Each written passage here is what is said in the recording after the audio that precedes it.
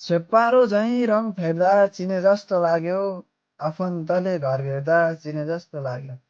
वर्षौँ भएछ आफूले आफूलाई बिर्सिएको, वर्षौँ भएछ आफूले आफूलाई बिर्सिएको, बल्ल आज ऐना हेर्दा चिने जस्तो लाग्यो, बल्ल आज ऐना हेर्दा चिने जस्तो लाग्यो।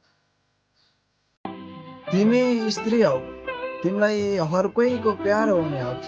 म त पुरुष हुँ, आफ्नै घरमा प्यारो हुन पनि धन कमाउनु पर्छ। ठिकै छ, तिमी बिना पनि जिउने छु यो जिन्दगी, सपनाबाट बिउजिएको हो, सधैँका लागि निधाएको है। हौडे तालमा हिँडिरहने बानी नरहला, जताततै दुर्गन्ध फैलाउने जवानी नरहला। वैशको मातमा उम्लिएछौ पानी जस्तै, वैशको मातमा उम्लिएछौ पानी जस्तै, सम्हालेर राख्नु कुनै दिन जिन्दगी नरहला।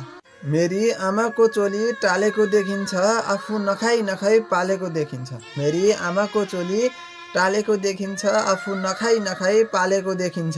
मेरी आमाको इतिहास कहाँनिर राखौँ, जहाँ राखे पनि हुँदैन फालेको देखिन्छ।